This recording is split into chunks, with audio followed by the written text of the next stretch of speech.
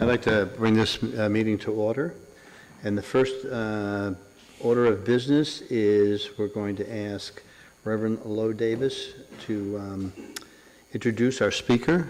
And he has been really busy the last couple of days because he is the leader of the Black History events that go on in this building all week long. So, Lo, it's all yours. Well, we're honored to welcome Donnie Joyner tonight for our invocation. He is, and has been for a long time, the organizer and coordinator of Black History Month activities, most especially a weekend of Black History Month symposium events culminating on Sunday afternoon in a gospel fest, which is just extraordinary. Donnie is a community leader, he is a man of God, and he is a Southport historian. Welcome, Donnie. Let us pray. Thank you. Let us pray. All-wise and almighty God, it's once again we'd like to say thank you. Thank you for allowing us to assemble here this afternoon to conduct the business of the City of Southport. Father, we ask that you give us the wisdom and the guidance to make the correct decisions that will benefit the body as a whole here in Southport. And when this meeting is over, Father, we ask that you send your guardian angels back with each and every one of us to our safe and sound to our loved ones again. We ask this in Jesus' name. Amen. And now we'll do the Pledge of Allegiance. I pledge allegiance to the flag of the United States of America and to the republic for which it stands, one nation, under God, indivisible, with liberty and justice for all.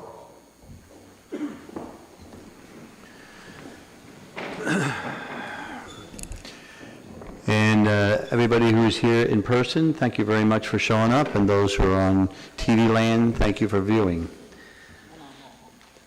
Mr. Clerk, we're at the public comment section, sir.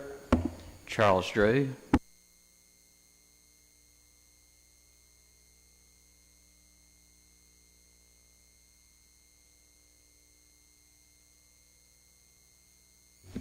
Good evening.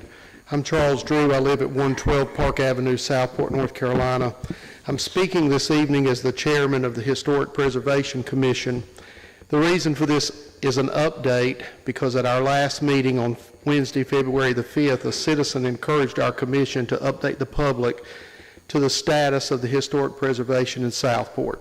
So I'm going to give you a brief status report from our commission this evening. An ad hoc committee of the Board of Aldermen completed a Historic Preservation Commission ordinance in September of 2022. They then interviewed and appointed the Historic Preservation Commissioners at the October 13th, 2022 meeting. Since that time, the members of this commission have worked diligently and long to establish rules of procedure, goals and design standards, and guidelines. For the first 2 years of the commission that it was established, we met twice a month with many long hours of consideration and debate about different topics. During that time, commission members completed an inventory of every structure in the established 1980 Historic District of Southport. We met with the State Historic Preservation Commission on several occasions, and some of our members have taken specialty classes on historic preservation. The commission held 2 very well-attended public meetings where we heard from over 25 citizens of Southport. Prior to the last public meeting, there was a mass mailing to announce the meeting to every citizen in town. Their comments were individually logged, and the commission then intertwined their comments, suggestions, and ideas into the design standards, the goals, and our rules of procedure. At every meeting, we entertain public comment.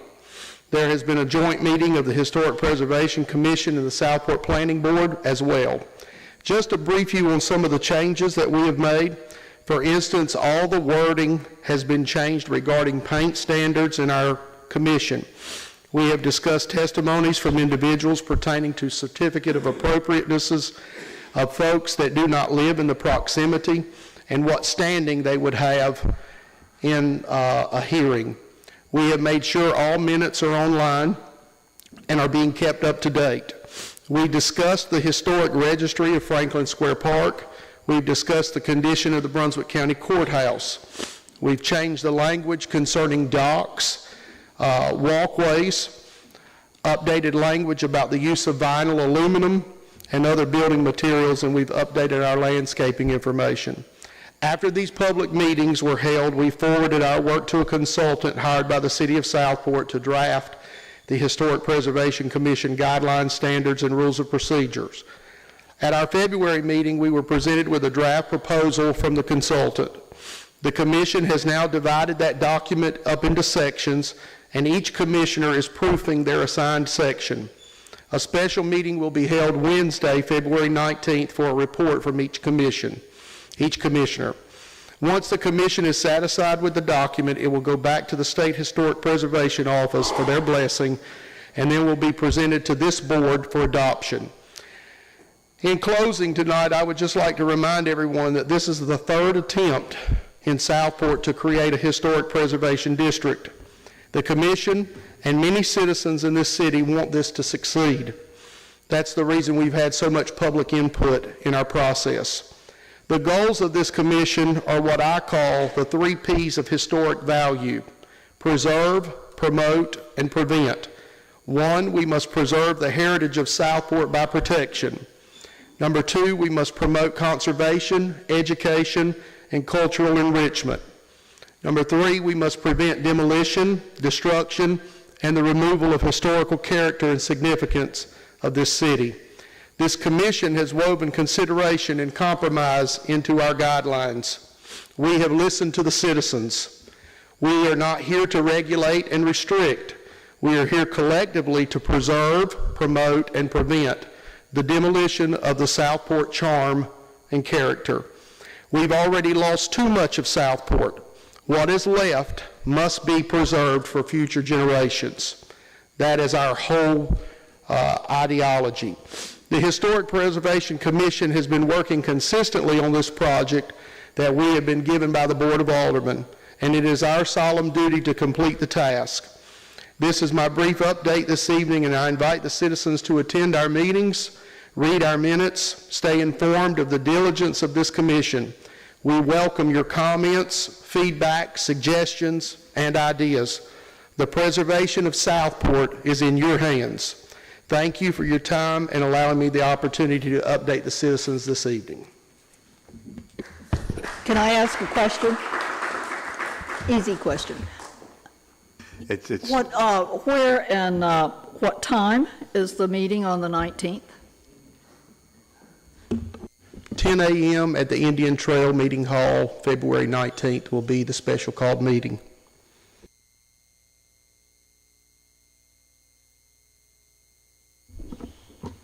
Mr. Clerk? That's all. Okay. The next is to read the ethics line. And that is, if any members know of any conflict of interest or the appearance of a conflict of interest concerning matters on the agenda, please so state at this time. Does anybody have any conflicts that they know of coming up?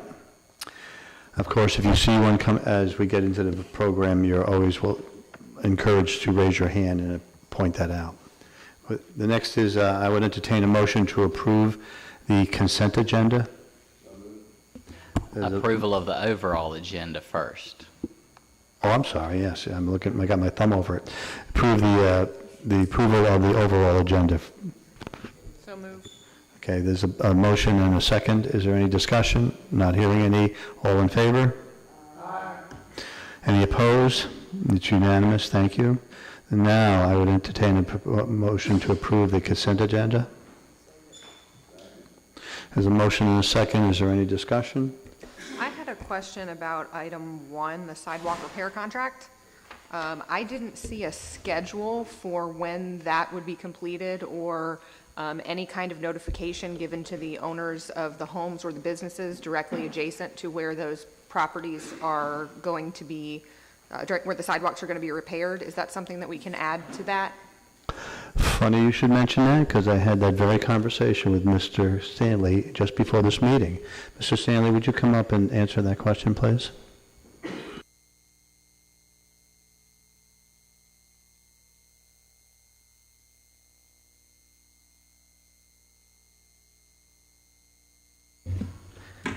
I will be taking care of that, just like I did during the sewer project on House Street, because it doesn't affect everybody.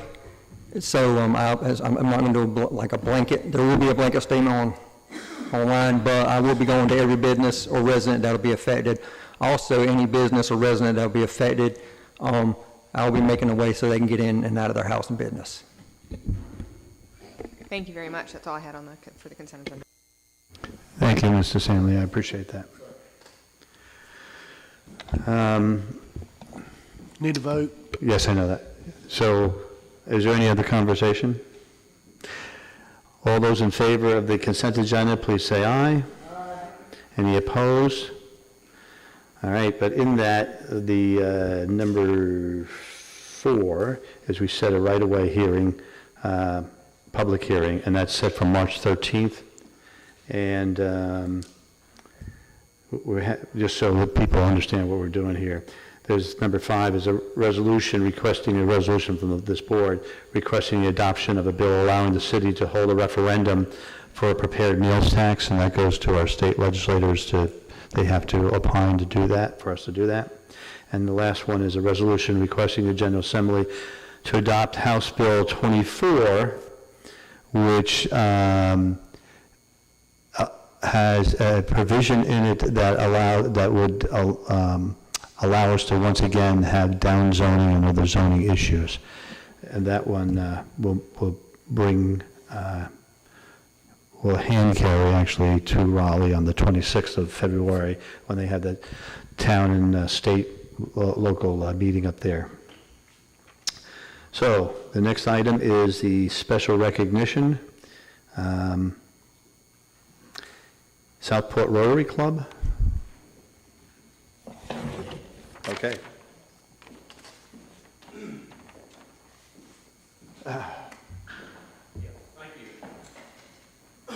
Working? There we go. Yeah, I came tonight with a pocket full of money for the city. Actually, I don't know if many of you know this or not, but there's 2 binoculars down here on the waterfront, and they're owned by the Southport Rotary Club. And these things have been up long before I got here, and I've been here about 15 years, but way back there was an agreement between the club and the city that we would share 30% of the net proceeds of these telescopes with the city. And so I wrote a check tonight for $670. That's for last year and the year before. Sometime back, these telescopes produced a lot more money, but since we seem to have moved towards a cashless society, people don't have coins with them, and unfortunately, if you want to see the water, you gotta have a quarter. But the profits from these we use for local scholarships, and so I'll turn over the check to somebody who's a treasurer. Rich? I'm not the treasurer, but I am the mayor, so I'll take that. And I'll make Very sure good. it gets to the Thank treasurer. You. All right, good. Thank you very much, sir. And also have with me Brenda Hageman, who is the president-elect of the club. So. Thank you very much for both coming and Okay. Very good. Good to meet you, Rich. Good to meet you. And the next one is the Southport Winterfest.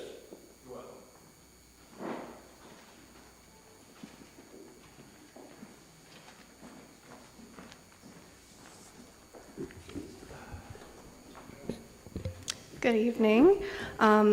It would have been Miss Elena Dale presenting this evening, but unfortunately she is out sick, but she asked me to fill in her place. I'm Karen.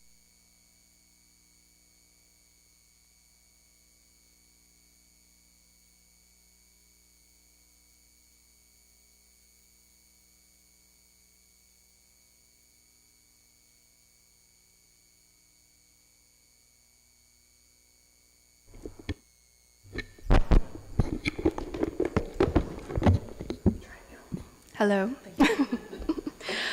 So I'm Karen Martin, Building and Events Manager for the City of Southport, and I had the pleasure of assisting with the Winterfest Tea this year. And with me here is Lynn Guyman. She is the chair of the Southport Beautification Committee. It's an honor to be here tonight to celebrate the success of this year's Winterfest Tea and the incredible impact that it's had in our community. We're so proud to host this annual event that continues to bring people together in support of meaningful causes. I want to recognize the Beautification Committee, especially for their invaluable contributions to making this event a success. Their willingness to step in and help host this event for the first time has not gone unnoticed, and we appreciate everything that they do for our community. We are thrilled to present $9,000 split evenly between the Southport PTA, the Carousel Center, and Providence Home for the proceeds that were raised at this year's event. If a representative from these organizations would come join me.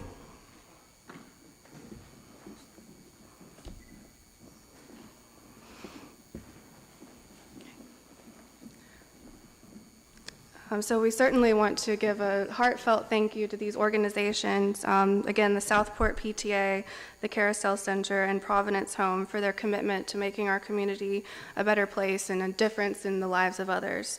Your work is so inspiring, and we are grateful that we were able to play a role in supporting your efforts. Just a little information about these organizations and what they do. Providence Home serves as Brunswick County's family emergency teen shelter, providing free, short-term, and safe housing to youths who, due to an emergency, high-risk, or crisis situation, cannot remain with their families. Their work ensures that vulnerable youth have a place of stability and care where they need it most.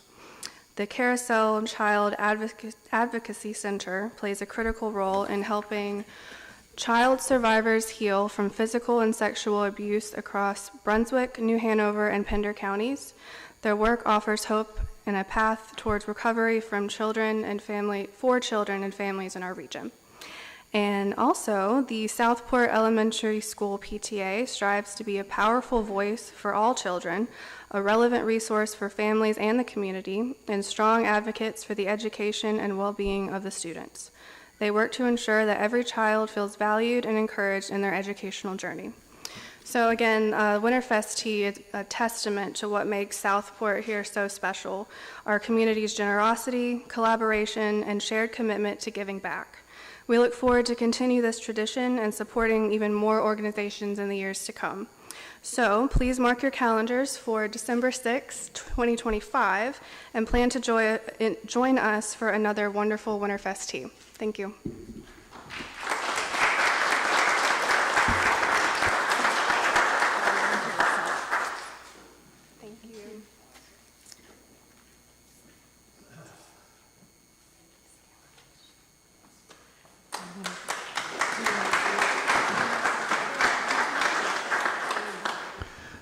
I want to put my own 2 cents worth in. This event's been going on for several years in the city, but this group took over it this past year, and it was flawless between the transition from one group to the other, and I really want to take my hat off to them. It's a lot of work, especially if you haven't done it before, and thank you very much. There were a lot of players in the whole thing, and it was marvelous. And with that, we will now go to the agenda. And the agenda, the first one is the audit presentation.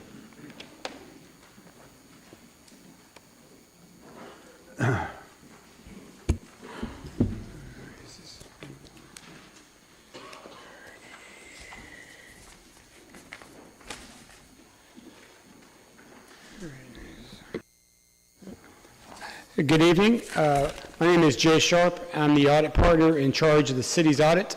I'm here to present the audit for June 30th, 2024. So I do have a short presentation to go through. Then I'll be glad to take any questions you may have. First of all, I want to start with the status of the audit. Field work has been completed. The financial statements have been prepared. They're currently in draft form. We are awaiting a few items in order to complete the financial statements, and then we will submit to the local government commission. We anticipate having submission complete sometime next week. I want to talk a little bit about what we do as auditors, roles and objectives of the audit. We don't just come in and start crunching the numbers. We plan out each and every audit that we conduct. A lot of the planning procedures are involving looking at internal controls, getting an understanding of internal controls in place, and sometimes testing internal controls. So we did a test of controls over 2 areas for 2024, over disbursements and over payroll. And from our understanding of internal controls and from the results of our test of controls, we do what you call a risk-based audit approach. So what we're doing is assessing risks to every significant financial reporting area the city has. For example, cash, revenues, expenses. We're going to concentrate our efforts on the higher risk areas, but we do look at every significant financial reporting area the city does have. The risk approach kind of gives us a roadmap on how we're going to conduct our audit on an annual basis. We don't do the exact same thing. Our audit procedures may change year in and year out depending on what's going on with the city. For example, for 2024, obviously the water and sewer fund, being transferred over to Brunswick County was a significant risk. So we paid close attention to the recording of that. That's just an example of something that might change year in, year out with the city's audit. And we do this because as auditors, we have to perform audit procedures to gain what we consider to be sufficient audit evidence to render an opinion on the financial statements. That's why you hire us, is to give that opinion. The opinion concentrates on whether the financial statements are free from material misstatement.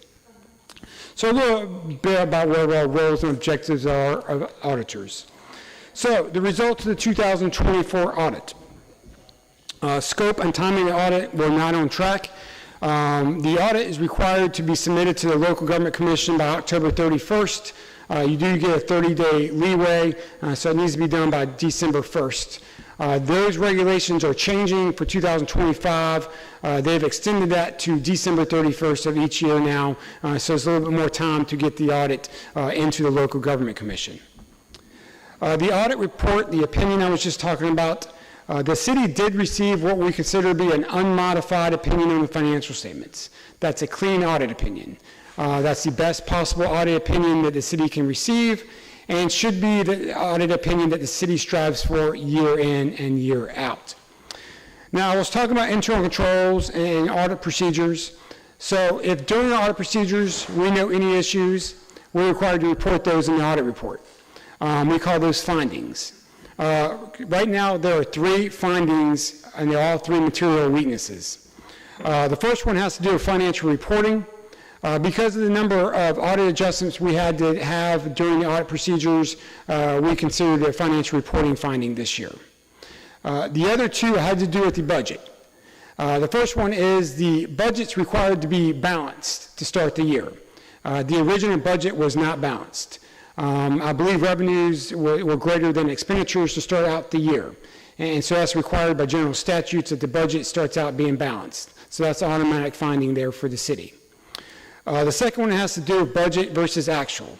You're not allowed to overexpend the budget, and if it's a material amount, that is a finding also. Some of that obviously had to do with the budget not being balanced to start out the year, but there was a material overexpenditure of the budget for 2024. And so those are the 3 material weaknesses for the audit for 2024.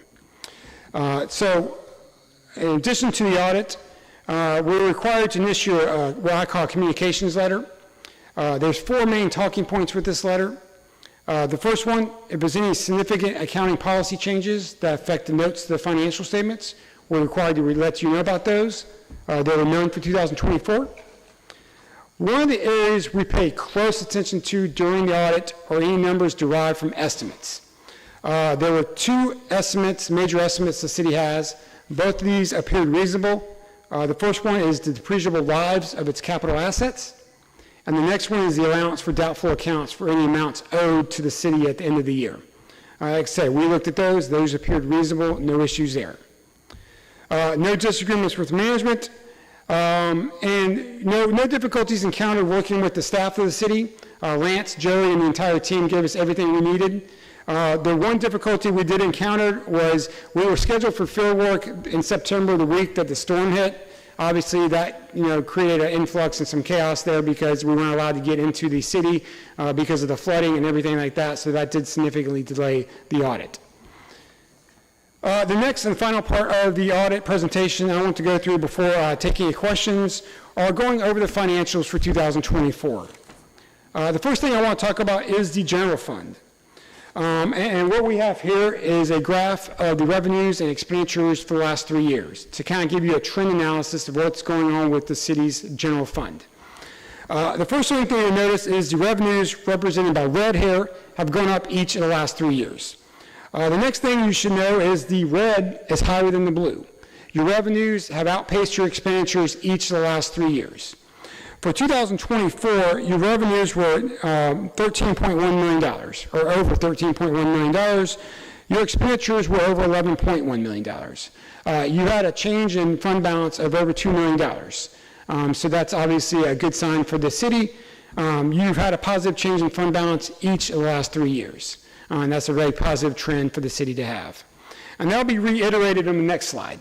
So this is the fund balance for the general fund. This goes back to 2021, where your fund balance was just below $5 million. As I just indicated, you've shown a positive change in your fund balance. For 2024, that number is over $12 million. So you've over doubled your fund balance relating to the general fund or the city's regular operations in a short time frame. Showing that the city's done a really good job with its finances and that it's financially healthy at the end of 2024. That's just an outstanding trend analysis for the city to have. So on the next graph, one important thing is what is making up that fund balance. There's several categories of the fund balance. Some of it's restricted, either restricted by state statute because it's monies you've not received and therefore can't spend until you receive it. It's restricted by POW funds, which are your street funds. There's some that's assigned for various reasons by the city. But the biggest thing is this green piece of the pie. That is your unassigned fund balance or fund balance that's being allowable to be spent by the city.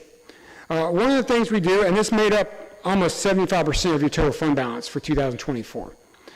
One of the calculations as auditors we look at to determine the financial health of a city or town is to compare that unassigned fund balance to your expenditures for that year.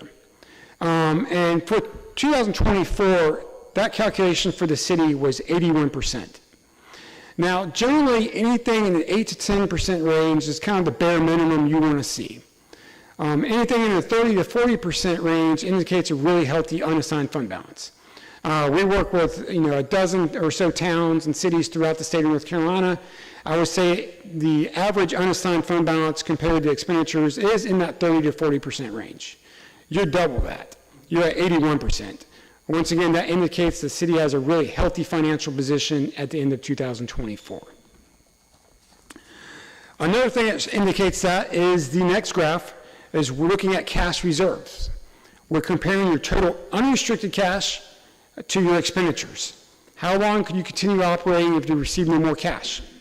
We generally recommend a town or city to have 3 to 6 months in cash reserves in place. You've had an outstanding number each of the last 3 years. Actually, 2023 and 24 are very consistent, 318 days each. And it was a rise compared to 2022. So you have almost a year's worth of cash in reserves. So well over that 3 to 6 month recommendation, once again indicates healthy financial position for the city. Kind of some other trend analysis involving revenues, property tax revenues. So back in 2022, your property tax revenues were about $3.3 million. They increased in 2023 to well over 4.5. They did go down slightly in 2024, but once again, the trend analysis, your 2024 property tax revenues are well above that in 2022. So no issues there. Property tax rates. There was no rate increase between 23 and 24, so they remain consistent. And the next one is other taxes and licenses. A lot of this is sales tax and other various taxes that are charged. These are really, for smaller cities and towns throughout the state of North Carolina, is really where the revenue growth has been over the last several years. And you can see you're trending in the right direction. Back in 2022, this number was about $2.8 million, and it's going to over the $3.2 million mark. So you've seen an increase in your revenues associated with other taxes and licenses. Now, that's the revenues. So where did you spend your money in 2024? The pie graph here kind of breaks down the general categories. The categories really remain constant compared to 2023. There was really no major shift in where you spent your money. Public safety remains number one expenditures. 43% of your total expenditures went toward public safety. 30% went toward general government. And then the third category was tied, 7%. That was cultural and recreational and public works. So you can kind of see how you spent your money. Like I said, very consistent compared to 2023. I don't think there was a variation more than 2% compared to the 2 years. Finally, I want to talk about the electric fund. Obviously, the water and sewer fund is no longer applicable to the city, but the electric fund is a business-type fund, so you run it as a business. And obviously, running it as a business, you want to show profits in that. This is the revenues and expenditures for the electric fund for the last 3 years. In 2023, you did show a loss. However, in 2022 and 24, you did show profits in this. You had a substantial project profit in 2024. You can see did very well, your electric fund. So no concerns there. Looking at the same reserve analysis we did, comparing your unrestricted cash to the expenditures, this one's outstanding also. 324 days in cash reserves in your electric fund indicates that the fund is very healthy, no issues there. And the final thing with the electric fund is looking at cash flows. There's several categories of cash flows, but the most important one is operating cash flows. Are you able to generate positive cash flows from operating your electric fund? The answer for this for the last 3 years has been yes. It was less last year, but it kind of recovered compared to 2022 and 24. Each of those years, you had over $1 million in cash flow related to operations. And so that indicates the electric fund is being run very good and that you're showing profit and there's no financial risk there with that fund. With that, I'll be glad to take any questions you have on the audit procedures, the results of the audit, or the numbers themselves for 2024. Does anybody on the board have a question? Rebecca, go ahead. So the general fund balance, you said for 2024 is 13.1 million, and our expenditures are somewhere in the 11 million range. Does that take into account our required fund balance? So like if it's 13.1, I don't remember what our required fund balance. 55%. 55% of that. Okay, so that 55% of expenses is our required fund balance. So in 2021, the fund balance was just over $5 million. Is that when we instituted the required fund balance change? I wasn't the auditor in 22. We audited 23 and 24, but it would seem to indicate that you did, obviously your fund balance has trended upwards since that year. I don't think it was quite that long ago that we adopted that policy for the 55%. Okay, I just wanted to look at that. And then, so that unassigned fund balance that you shared, so the unassigned fund balance doesn't take into account our 55% required fund balance, correct? So really, as we're looking at that, we need to look at taking away that 55% to look at what we actually have to spend rather than the entire pot, right? That'd be correct. That does not take into account, and so it's 81% this year, and last year I believe it was about 78%. So if you take away that 55, you're still in the 20s on the additional fund balance there on the overall unassigned fund balance. So okay, it still indicates a very financially healthy. Like I said, most cities and towns we work with, they don't have fund balance requirements, and they're still at 30 and 40. So even if you take that away, it still indicates that you have a very healthy fund balance. And then my question actually about the other cities that you work with, are they in hurricane zones? That part of the reason we need to have such a substantial fund balance is we have to be able to step in for recovery at any. No, it depends. Obviously, hurricanes can hit anywhere in North Carolina, as we found out last year. We do have some in the mountains. We didn't have specifically anybody else on the coast that has those. But yeah, I mean, we don't have anybody else that, have to deal with hurricanes from the coastal side. But we obviously have other cities that had to deal with it last year, unfortunately. Right, but I don't think that those mountain towns were prepared with a fund balance for the same reason that we have to be prepared for it. Sure, absolutely. So realistically, when we're looking at maintaining that 55% fund balance, we're in a 20% range, whereas you usually like to see the 30-40% range. So as we're trending upward, we are getting closer to that 30-40% range. That's correct. And like I said, the 30-40% range is very healthy, but anything above 10 is considered fiscally healthy. You don't really want to drop between that 8 to 10% range because that, then you have issues. But, 30 to 40, we tend to see towns and cities in that range being very financially healthy. But yeah, you are trending in the right direction, getting toward that on top of the 55%. So then if we're looking at what we have coming at us this year, we might not need to look at raising taxes further because our fund balance is in the correct trajectory already in that 20 to 30% range. Yeah, that's Just up to as a y'all. We thought just audit numbers, but yes.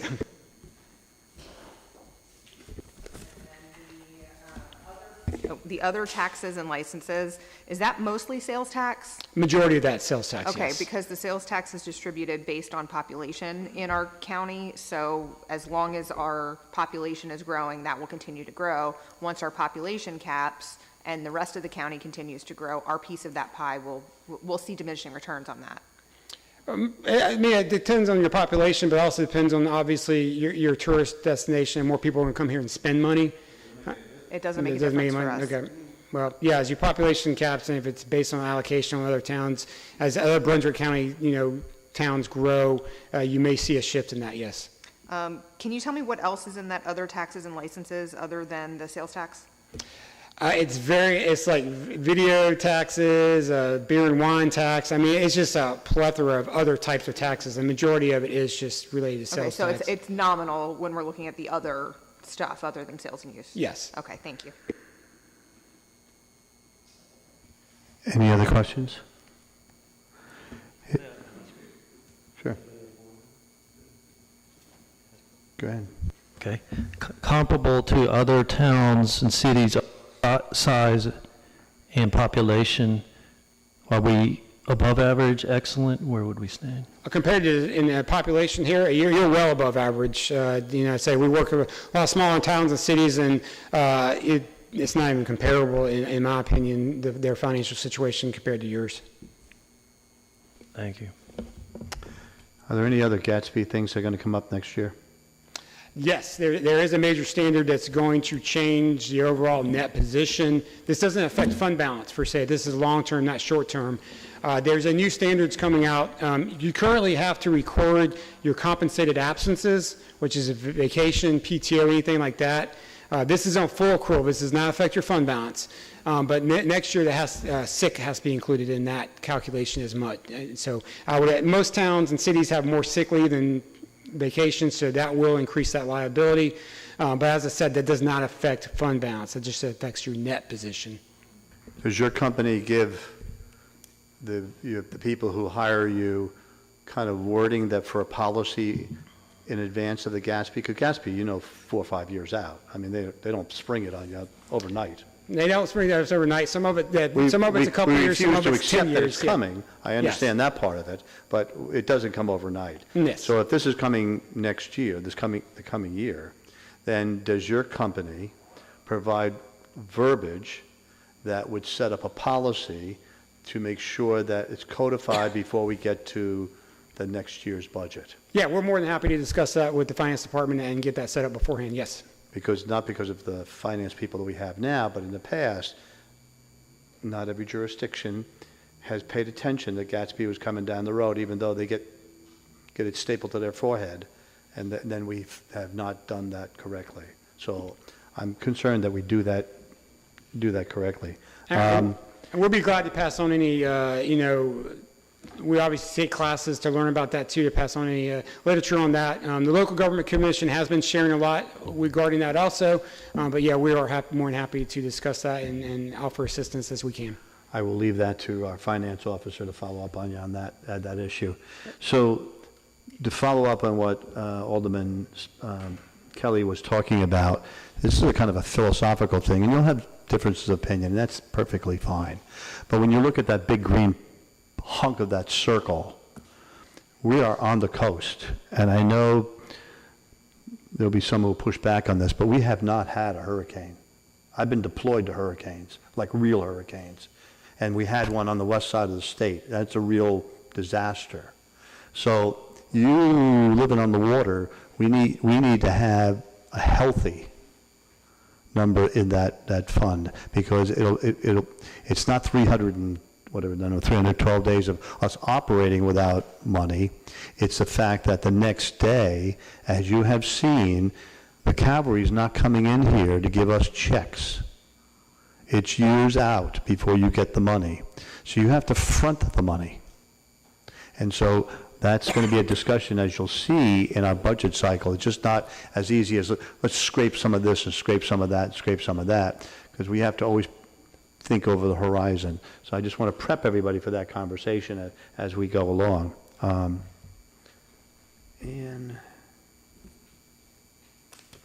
of the things that we got dinged on is, that I hear you correctly, in our budget, we had more revenue than we had projected expenditures?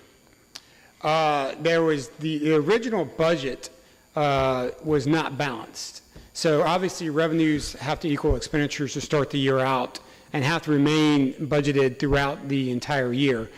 So yes, the revenues were budgeted to be higher than the expenditures. So you were showing a surplus to start the year on your budget, which obviously general statute says you have to balance that budget. Okay, that's a good thing for all of us to keep in mind. But if I had to fail, I'd rather fail because I had too much money as opposed to being in the negative column. Yes. All right. Any other questions from the board? Thank you, sir. Thank you. Do we have to, I'm sorry, do we have to do something, like motion or anything? All right, thank you. Lance, thank you and your team for doing a great job getting that together. Thank you. All right, the next is a public hearing for the Yacht Basin overlay.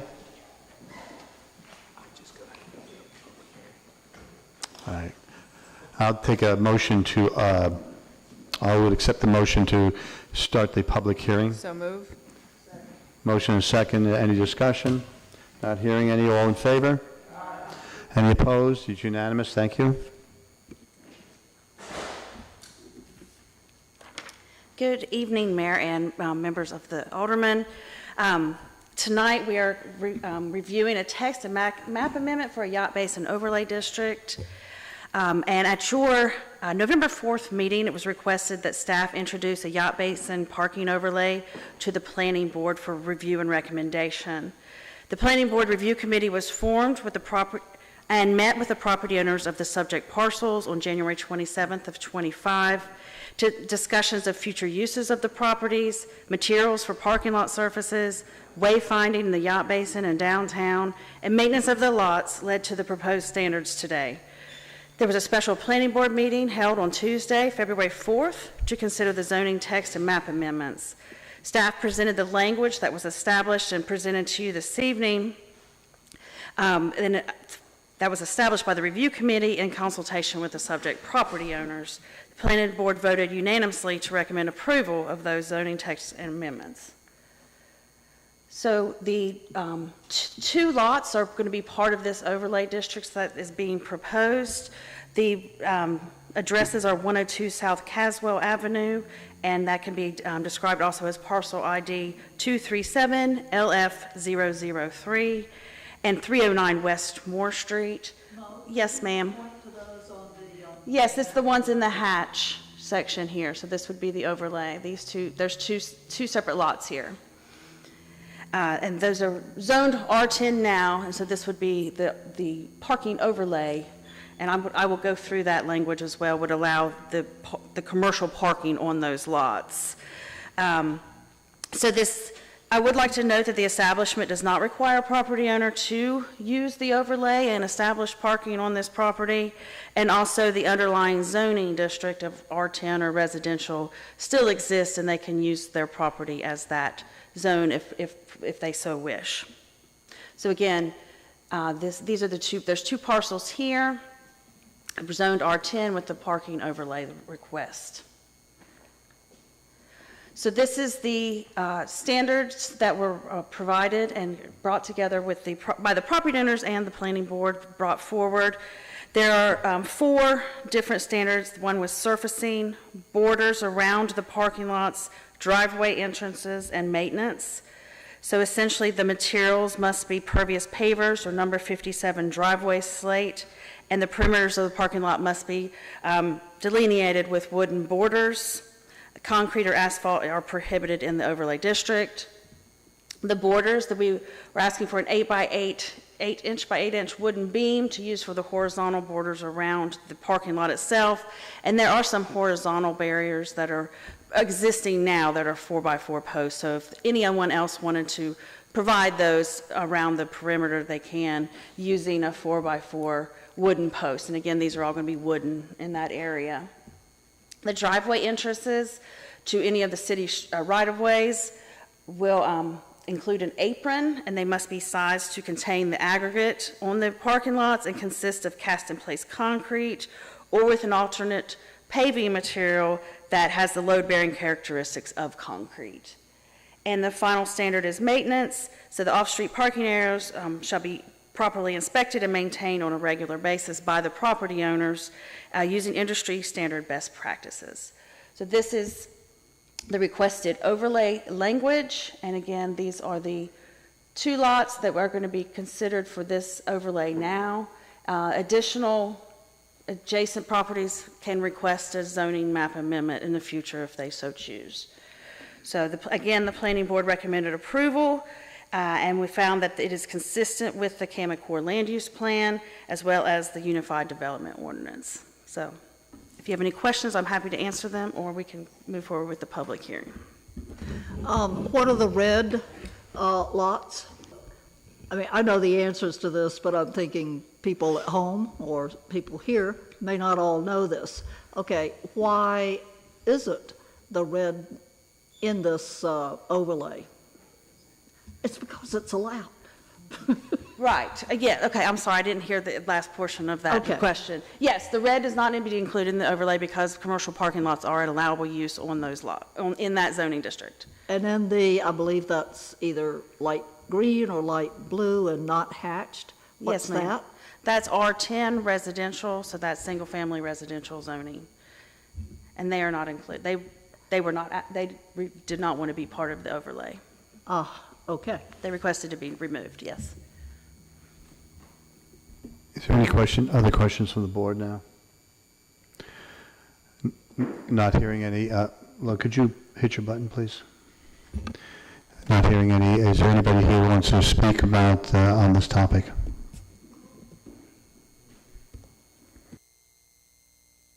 Gentlemen, you're okay over there? We're good? Okay.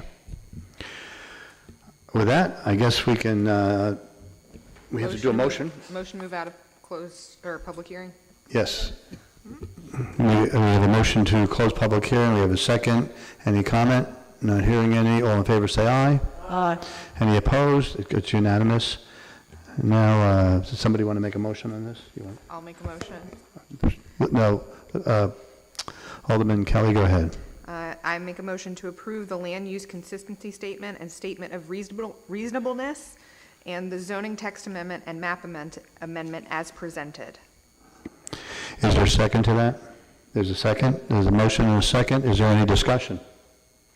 Not hearing any. All in favor, say aye. Aye. Any opposed? It's unanimous. Thank you, gentlemen. I would, wait.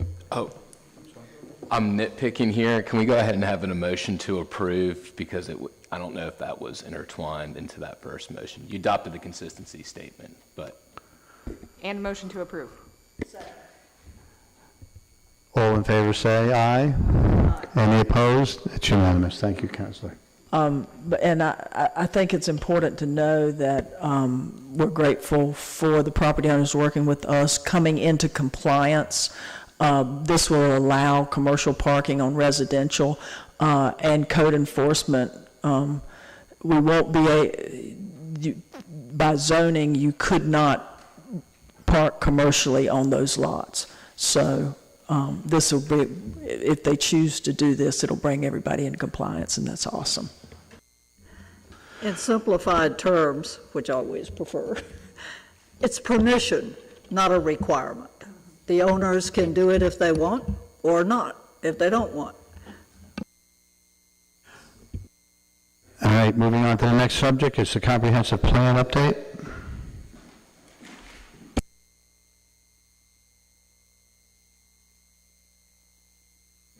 Good evening again. This evening, we are going to be doing an update on the comprehensive plan.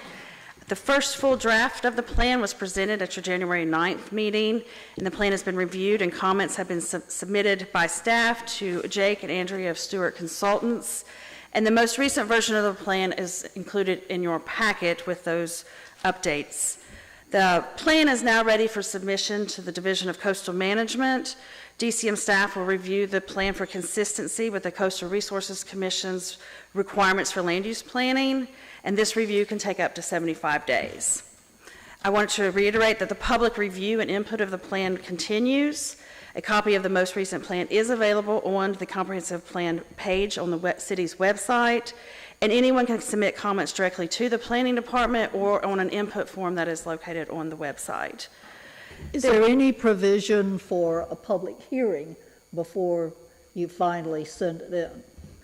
This is review for comments from Division of Coastal Management to make sure that we are consistent with their rules. They will give us comments that need to be added to the plan. So then once those are rolled in, then there will be a public hearing prior to local adoption of the plan. Yes, ma'am.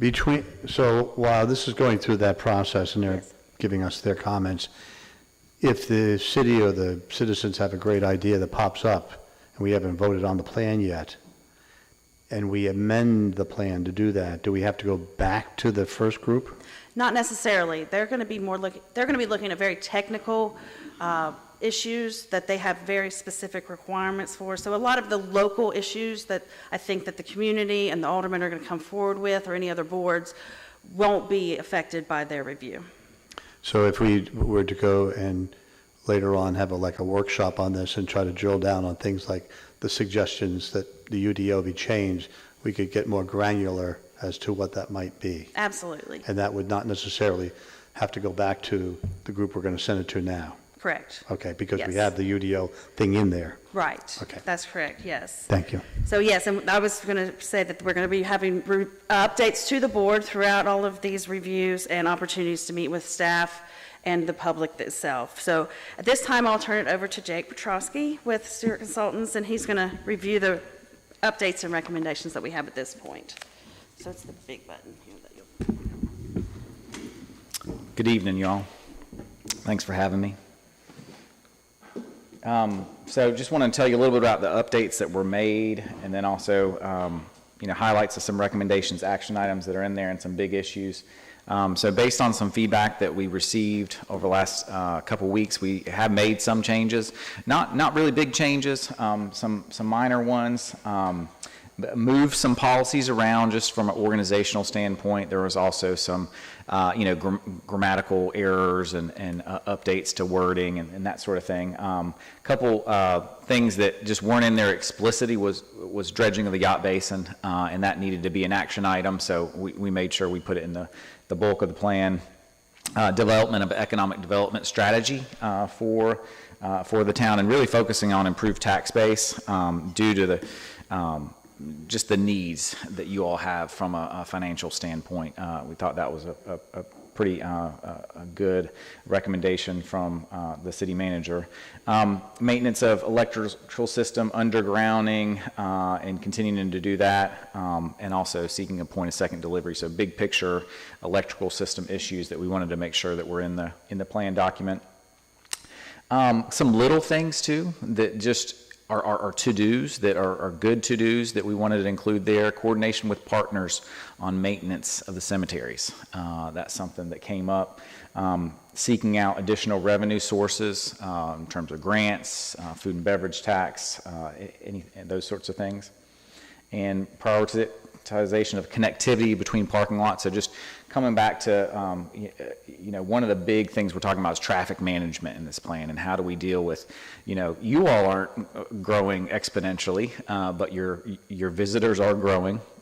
You are growing some, and then the county surrounding it, and really the whole US 17 corridor is growing so significantly. So how do we just manage all this traffic, even though we're not necessarily creating it?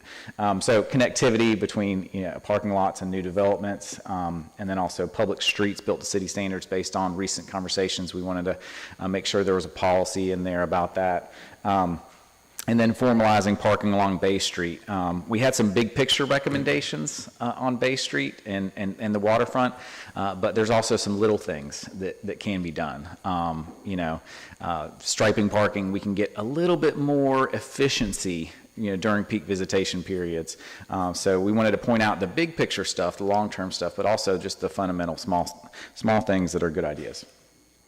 So there are some big issues in this plan, and there's opportunity, as Mo mentioned, to continue to discuss these and fine-tune what we're saying in the plan about it. So it can kind of stay high level and clarify that, or we can get into a little bit more detail if you all arrive at some decisions, or if citizens have some comments that want to get more detail or take a slightly different stance. Some of the big things we're talking about is maintaining the existing character in Southport, and that's not necessarily something new. It was in your previous plans, and it's something that you all have taken very seriously as stewards of the built environment. But we are talking about some things that we could do a little bit better in the plan. So that's height, building footprint, that sort of thing.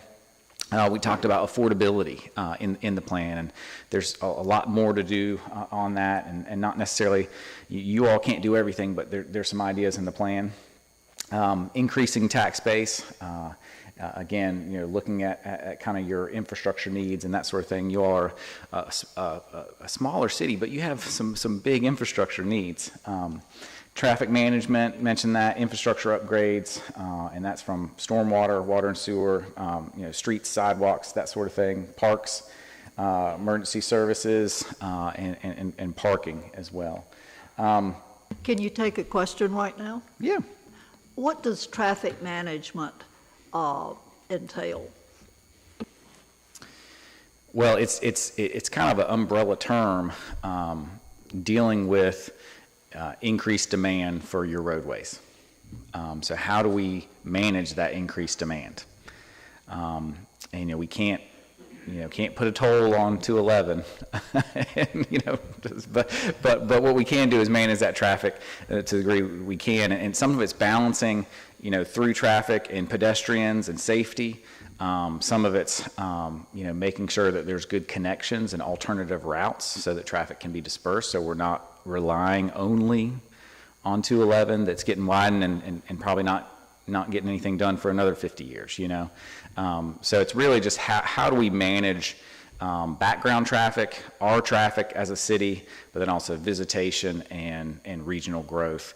And it's something that you all play a role in, obviously, but private development plays a role. Coordination with DOT is important as well.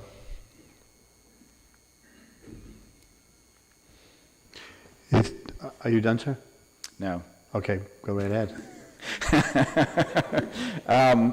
Big picture, future land use map. I have this in here more if you all have questions, want to talk about specifics, but big picture, it recognizes different parts of the city and different character, residential areas and non-residential areas. The non-residential areas, you have a couple zoning districts, but not necessarily as many as you maybe need. Sometimes we talk about consolidation, but you all have some unique areas that need to be recognized a little differently. So that's why we have kind of downtown, we talk about midtown, we talk about neighborhood commercial areas and a gateway area, and then also your highway commercial areas. So try to recognize that those different characters.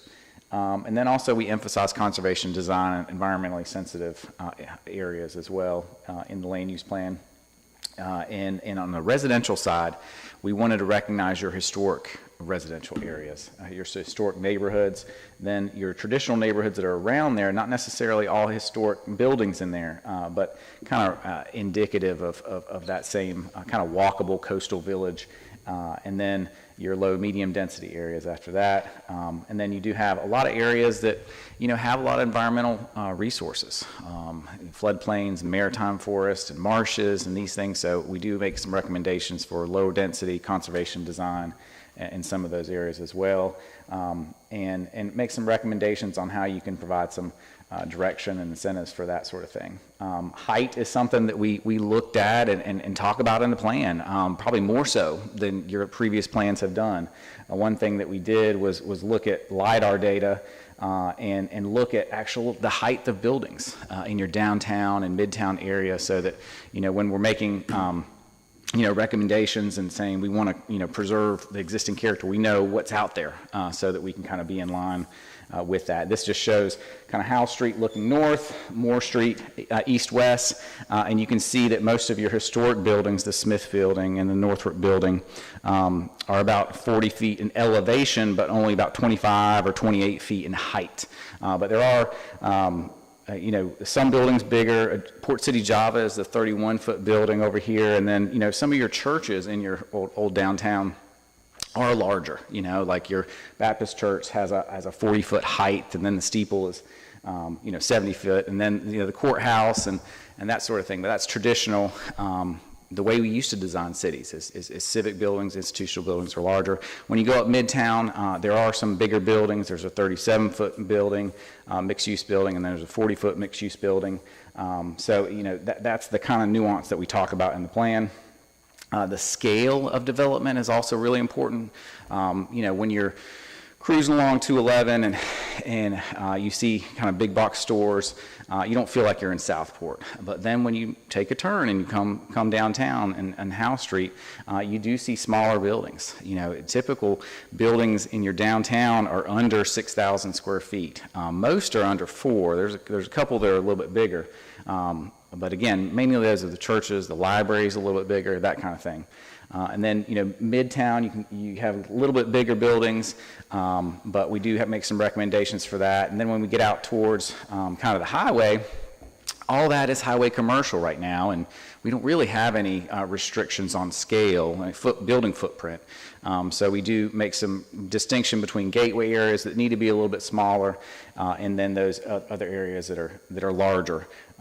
So we talk about that kind of in these recommendations, along with some height recommendations, and we can kind of go through some of these if you have questions. Housing is a tricky situation. You all are a sought-after destination for, really all kinds of different people with different backgrounds. So that makes real estate, very valuable. And we're probably not going to have a lot of truly affordable housing, but there is a concern about workforce and being able to, have young families in the city and that sort of thing. So we do make some recommendations about updating processes to get quality development and provide a little bit more flexibility in terms of housing type while preserving existing character. We talk about some additional housing types in certain areas, maybe with standards or through a conditional zoning process that allows more dialogue in order to get that good design. Little things too, like accessory dwelling units. These are, granny flats or garage apartments that allow for a slightly mix of housing in certain areas that could be good for long-term teacher rentals or those sorts of things. Right now, you can't have long-term rentals, which might be a barrier to some things you need. Can I ask a question here? Yeah. To make sure, when we're talking about this, so we all know we have a stormwater issue in this town. Mm-hmm.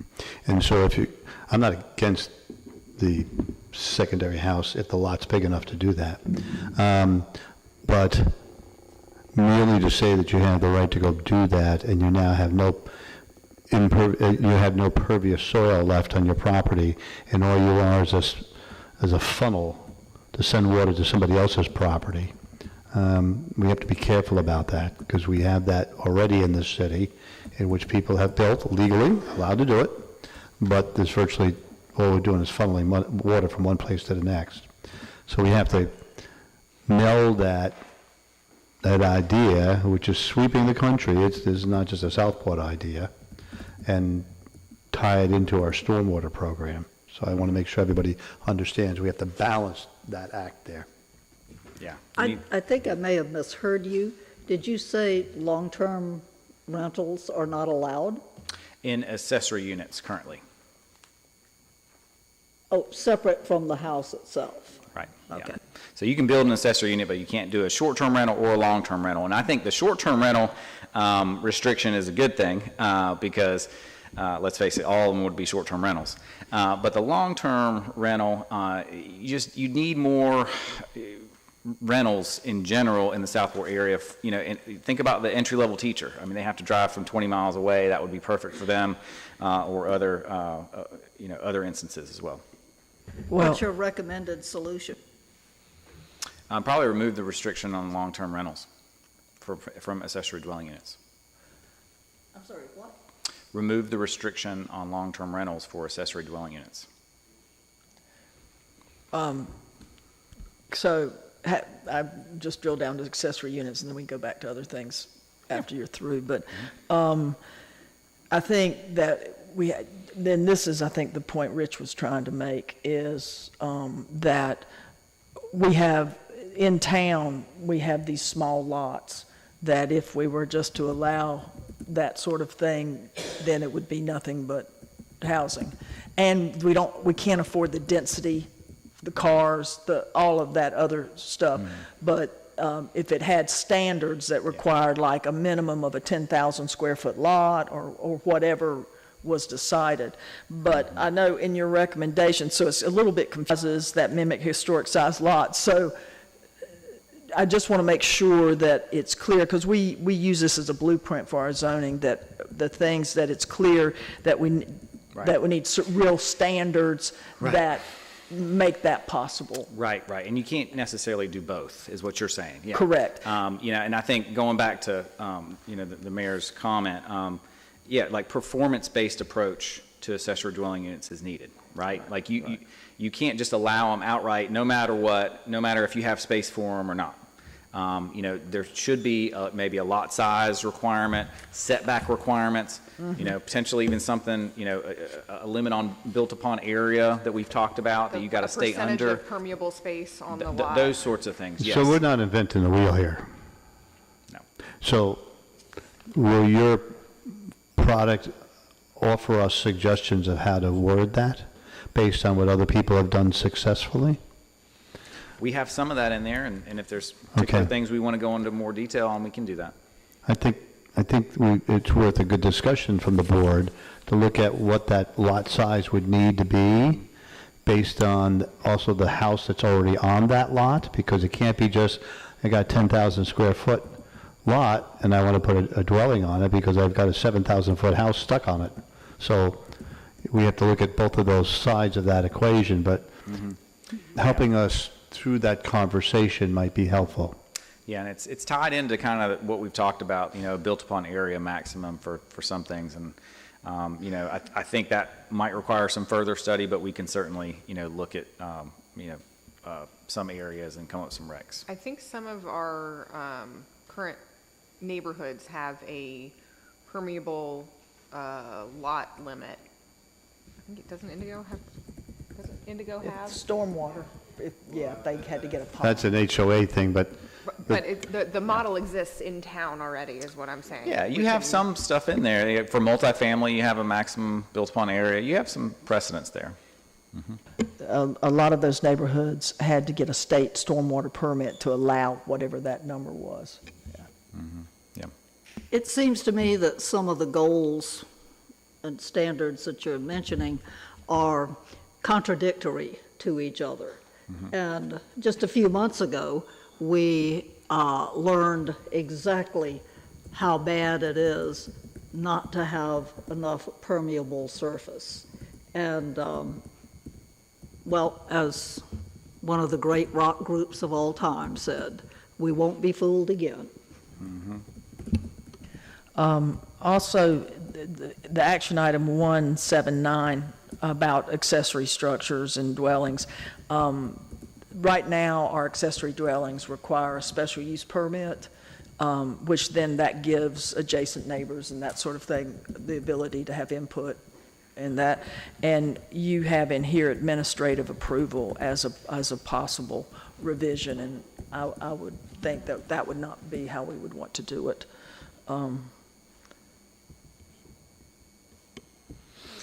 Yeah, well, minor changes definitely can be done. The other thing we mentioned here is just coordination with nonprofits and other entities for, topic-specific housing. I think I've mentioned, there's not going to be a place for, large-scale affordable housing in your community. There's just not the land. But, some topic area specific, couple units aimed at veterans or teachers or emergency personnel, that sort of thing could be something we can do. We talk about economic development, and I think there's a need to encourage investment just based on some financial needs that you all have. Where should we do it and how should we do it? Obviously, we need to be careful about preserving the character, but in downtown, in midtown, in your gateway areas are some good places to do it. Supporting for tourism as it is tied to economic development. The food and beverage tax, look into that, or hotel occupancy tax, encourage that. I mean, one of the things that I'll point out is the decisions you make related to land use have a financial impact. And you all are doing a lot better than other towns, as we heard earlier in the audit, and I think that you all have good reason to do that. But something that we do, everything we approve, it comes with a signature of are we getting enough tax revenue to pay for the services that use consumes.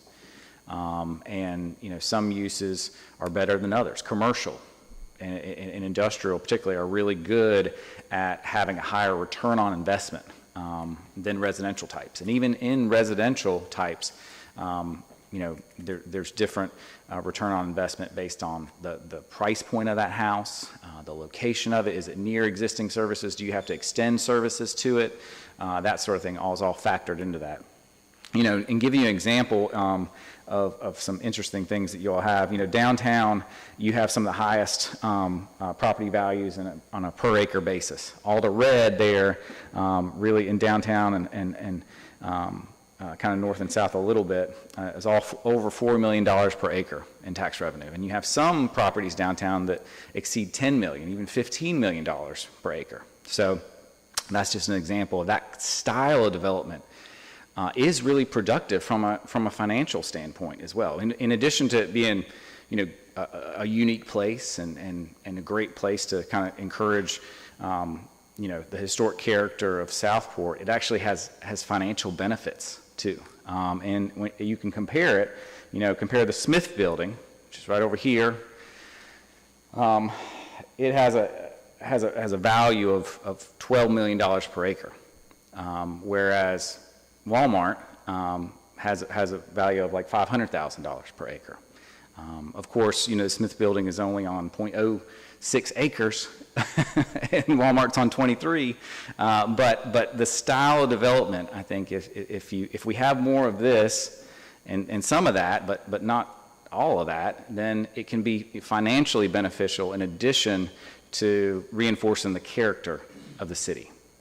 So wanted to provide that local example for you. So for that acre, that $12 million per acre, is that what they're taxed on? Yeah. Okay, I never knew that. Yeah. So it's probably worth a lot more from a market perspective. That's just the tax value. Yeah.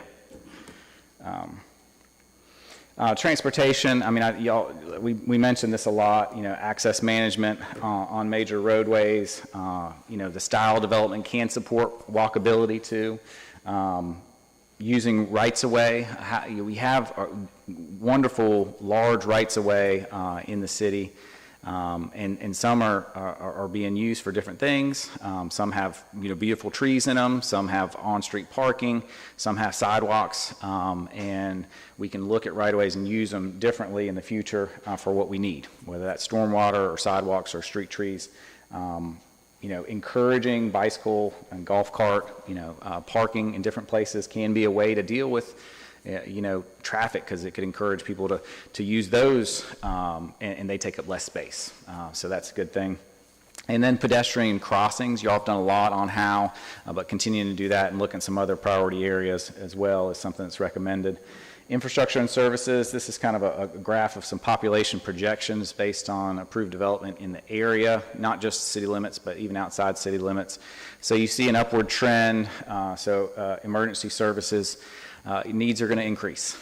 So that's something that we want to factor in. Stormwater needs are also going to increase, and you have a lot right now. And looking at utility system monitoring, and even potentially working with the county on an urban service area is recommended. What do we do with this plan? I think we in the most recent version, we talk about some big picture things that could be priorities for implementing the plan. Some of the big ticket items, zoning updates that you all have talked about a lot, coordination with Brunswick County, parks and conservation, historic preservation, walkability and parking, housing and financial implications, funding and budget sort of thing. And then next steps, as Mo said, a public and board review is ongoing, and that can continue.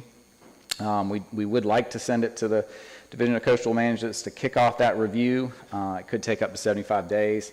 Then we would get edits from them, some state agency review after that, and then it would come back to the Planning Board and Board of Aldermen, public hearing and consideration of adoption, but only after all that happens. And there is a lot of opportunity for changes between now and when we get comments back from the state.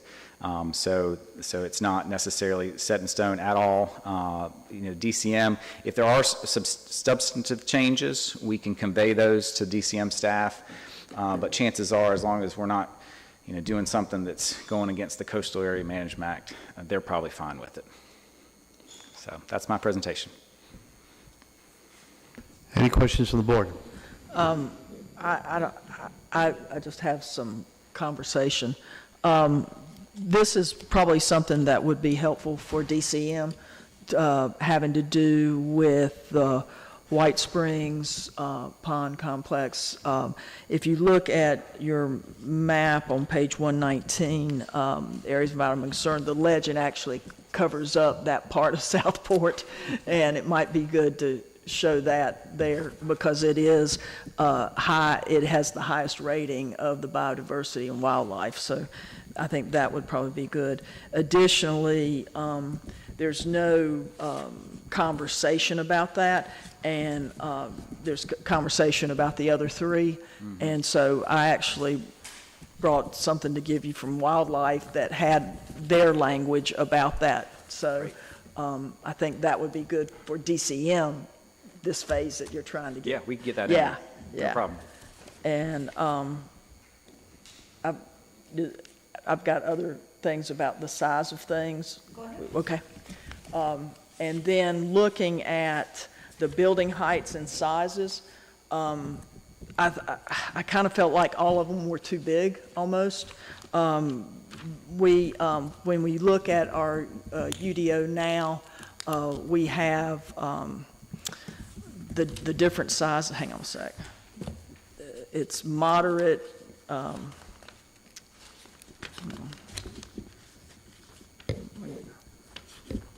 That definition.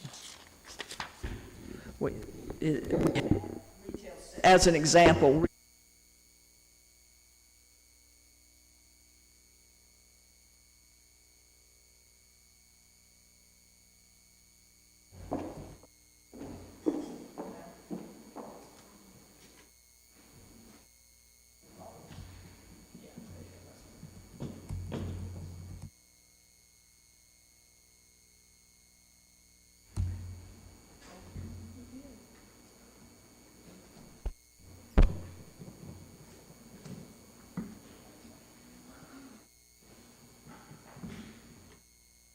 This one?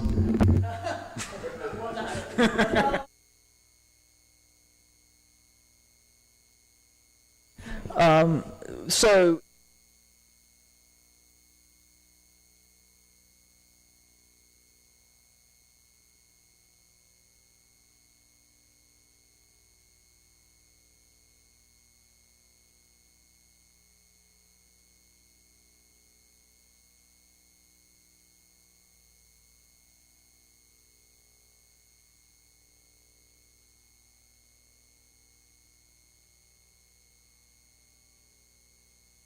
that, and not, special effects, and make that smaller, because we've had big box stores look before and not come in because we would not give a variance to these sizes of footprints. So, and we can talk, without getting into specifics right now, we can talk about those later, because you're really looking for the DCM. Yeah, I don't think, they're not going to get in the weeds on land use, really. I think they want us to think about it, and they have a requirement for character. Really, they want us, land use compatibility, to think about that and include goals and recommendations about character. And as long as we're doing that, you know, if we have to adjust those heights or sizes, we can certainly do so. Yeah, okay. I'm glad to hear that, because I imagine it's not much of a surprise. So we will have a chance to make some substantive changes. Yeah.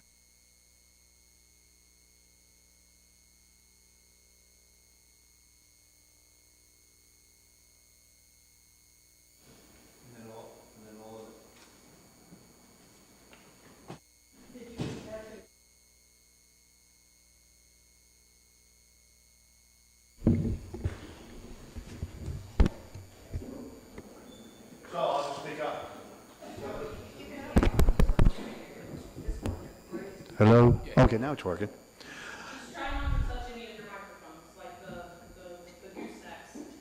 I think it's messing with the connectivity. So all of these issues of height and size are going to run, if we ever get to the overlay, there will be issues on both sides of that equation. I just throw that out. As the overlay goes forward, I would imagine that in certain areas, the county will have one point of view, and we might have some other point of view, and in all things in life, there's the word compromise. So just throwing that out just so we can keep track of it.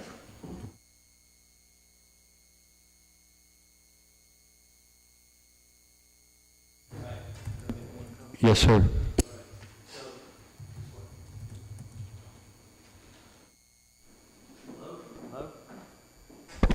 Here, mine's working. There we go.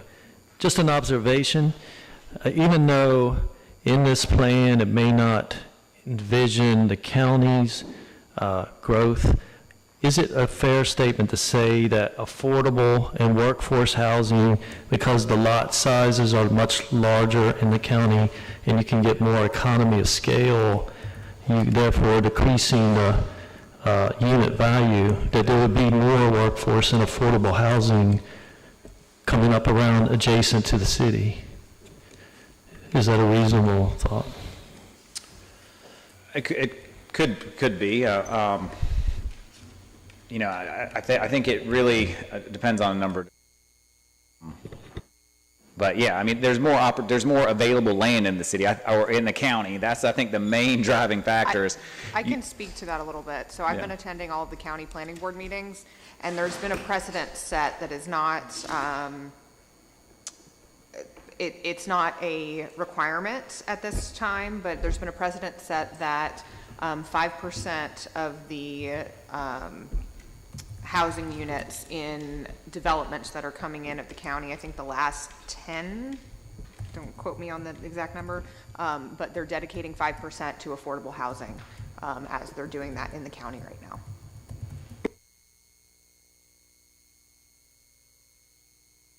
Solve it. It's going to take the region to do it.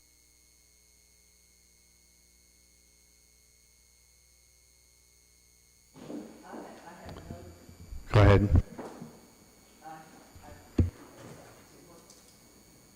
Anyway, I have another question. Social district, you say action item 727, consider formalizing social district to connect. Most of what I think of that is being able to carry alcohol around. Is that what you're talking about, or is it something else? No, it's to just consider a social district, and if y'all, you know, like that, great. If you don't, then y'all can have a vote to nix it. Wilmington is doing a pilot program for social districts on Saturdays in February. Wilmington has a social district downtown. I think it's a 9 or 10 block radius of downtown Wilmington where they're seeing right now if it makes sense for them. Can you talk about where where this plan foresees the social district? Well, we didn't put a geographic boundary on it. That would be something that would need to be discussed. And typically the way it's done is you all have a discussion, but also, a discussion with business owners and property owners and provide some areas that people want to be in it and then other areas that don't want to be in it. And there's a conversation that goes along with it. It is an economic development tool, and we've seen it done, across the state. And they're really, I'm not aware of any negative impacts in terms of crime or safety or anything like that. Mostly the implementation has been uneventful in similar communities. The only thing I've seen so far from the one in Wilmington, though it's short-lived, like one weekend, is that there were lines wrapped around the building trying to get in. Well, that means there's cars that brought those people there. And regardless of how many cars we bring in here, and regardless of how many times that tap goes back, we don't make any money off of that. So the cost benefit of doing something has to be weighed into the whole thing. If we have a prepared food tax, then that might be a different thing.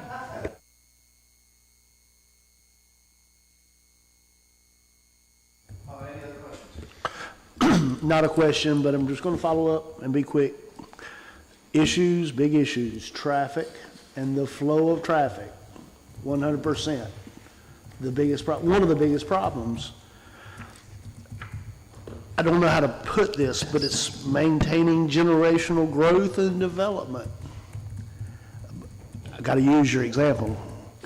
Mr. Kelly is a resident of town, and he's got a young son that works for us and a grandson that lives in Southport.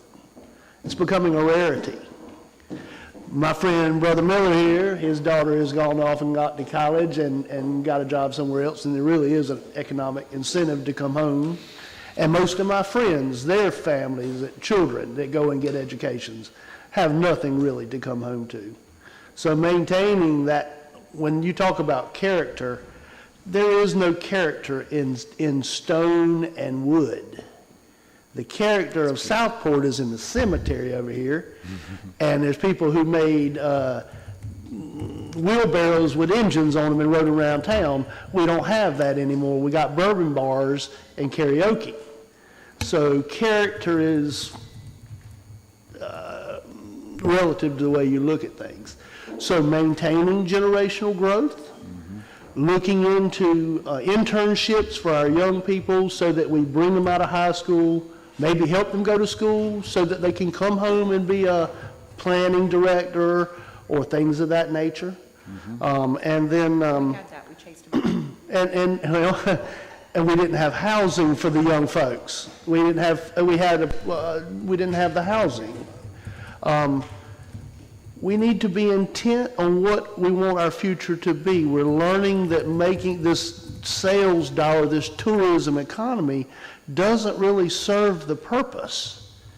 And it surely is not helping our character. You pointed out the $11.5 million jewel that we have. It's a bar. That's our jewel. I'm excited about that. I'm proud about that. So we need to be intent on what we want here and how we want to live. And it doesn't always mean opening our arms to everybody and come and use us daily for free. So this document here needs to be really taken serious as to where we want to go, not playing with, oh, I want a 40-foot building or I want a 35-foot building. I want people that I know day to day and not transients.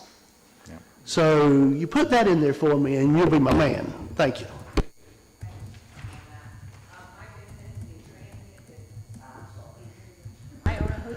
I'm sorry.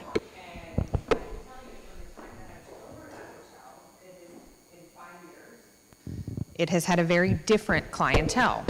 The easiest way I can share that with you is when I purchased the hotel, well, almost 6 years ago now, The microwaves were used almost every guest that came to stay. People were going fishing, they were bringing back their catch, they were cooking microwave meals at the hotel. Now the microwaves are hardly ever used.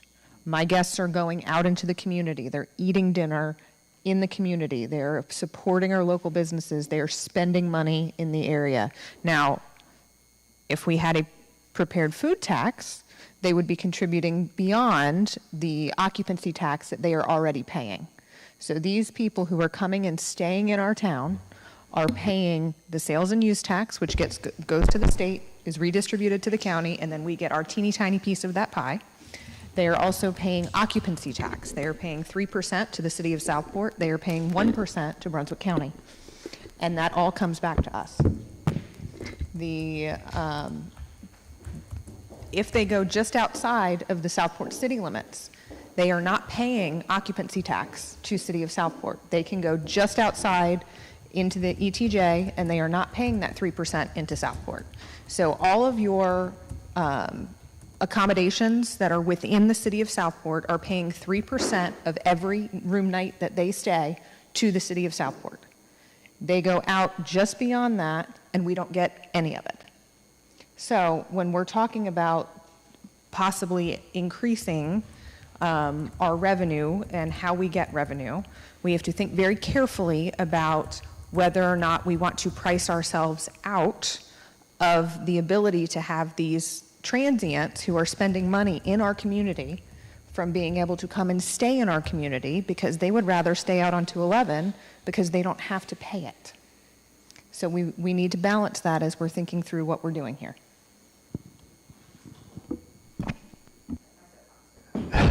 Any other comments? Thank you, kind sir. It's definitely a balancing act when we bring in tourists. Restaurants run on a razor-thin margin. If we don't have tourists coming in, going to those restaurants will not exist.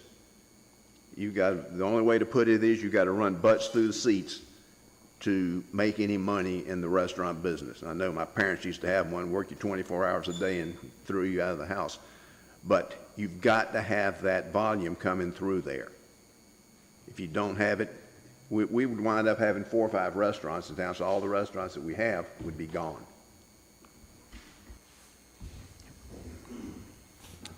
Thank you, sir.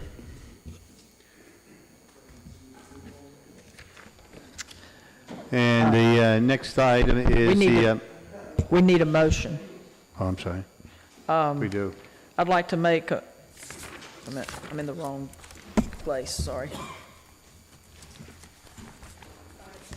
It's right, I have. Make a motion to send the Southport 2050 Comprehensive Plan to the North Carolina Department of Coastal Management to review the plan for consistency with the CRC's land use plan requirements. Second. There's a motion and a second. Is there any discussion? Not hearing any. All in favor say aye. Any opposed? It's unanimous. Thank you. Well, I'm sorry. Oh, you said no? Okay. So I take it back. It's 4-1. Next topic is the shoreline stabilization.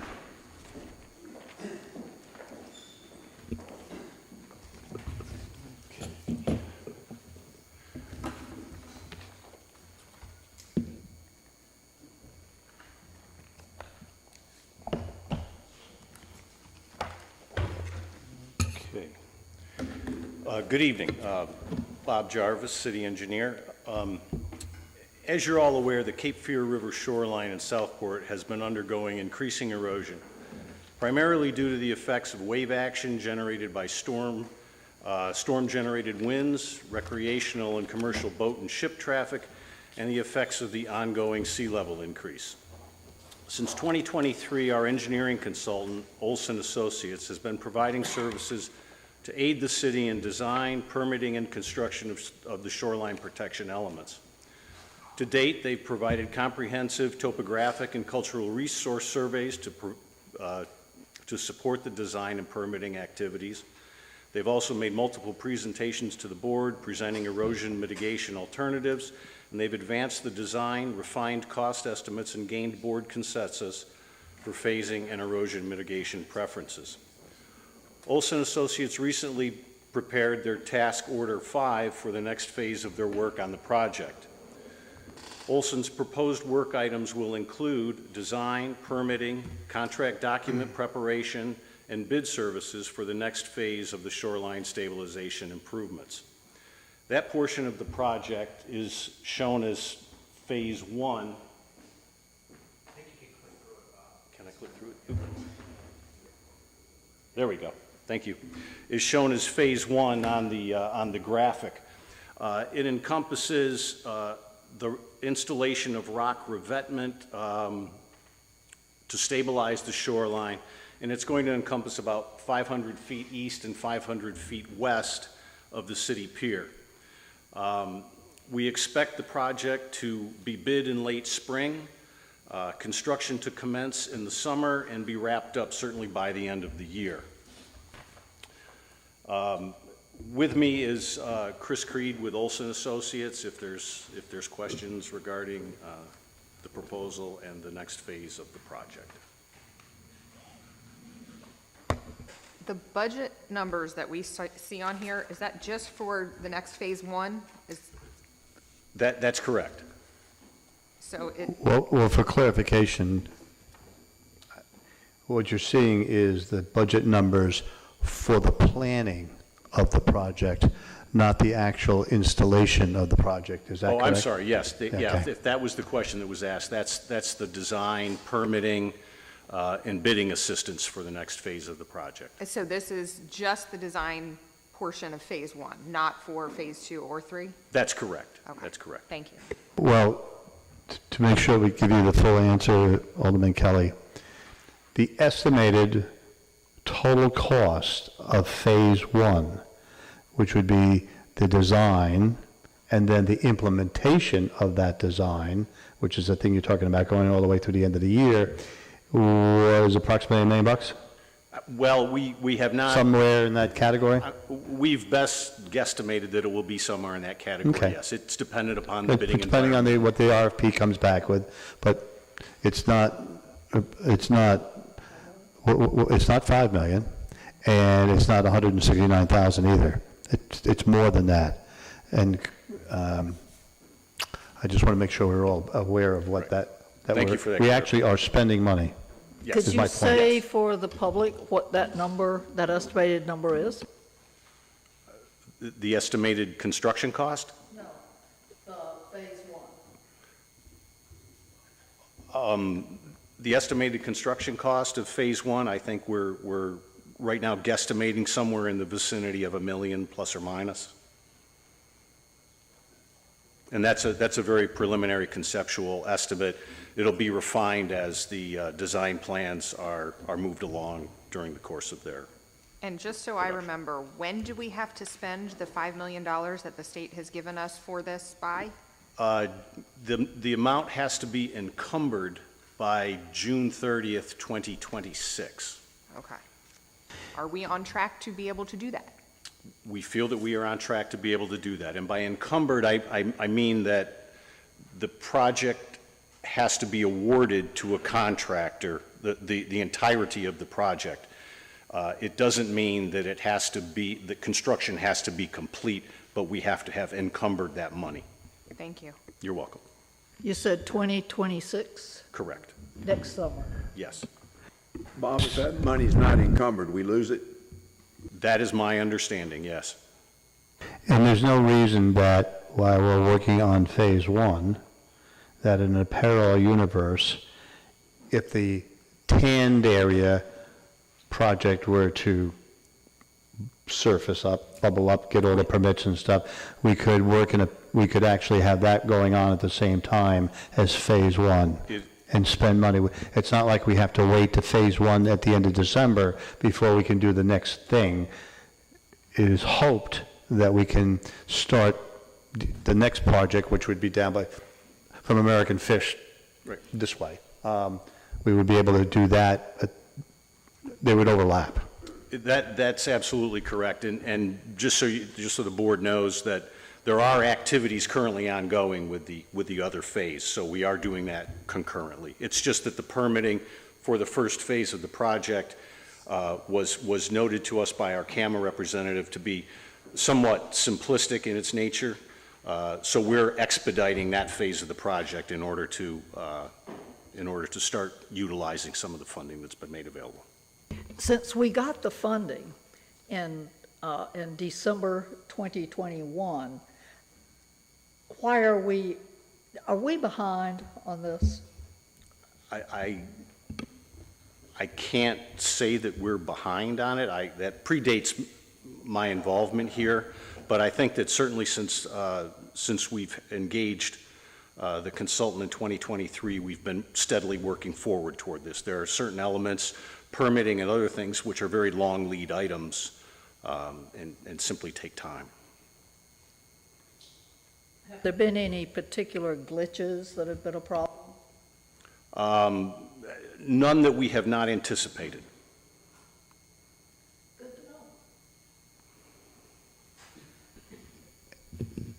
Any other questions for Bob? Do you have any more, sir? That'll do it. Then I'm going to ask our lawyer to start the process. Yeah, and Chris, and you don't have to come up here for this necessarily, but just looking through your proposal on the exceptions portion of that, there was one item about the easement acquisition wouldn't be included, and it just seemed like that might have been a little bit of an oversight just because the proposal speaks to that. And also, if you could speak to number 8 and whether that's necessarily needed. And this, again, is under the statement of conditions and exceptions. Right. I think in hindsight, that looking back at those were an oversight to be included, and we recommend that they can be deleted, or suggest that they can be deleted. Okay, great. That both of those items, and no problem. So if the board is wanting to make a motion to the effect of approving the proposal, I would just recommend also noting the elimination of number 7 and number 8 of the page 5 of the draft proposal. Is there anybody who wants to make that motion? I'll make it. I make a motion that we accept the proposed contract with Forth Olson Associates to continue design and permitting activities related to the shoreline stabilization project, but remove on page 5, number 7 and number 8 of the draft proposal. Is there a second to that? There's a second. Is there any discussion? Not hearing any. All in favor say aye. Aye. Any opposed? It's unanimous. Thank you. Thank you, gentlemen. Thank you.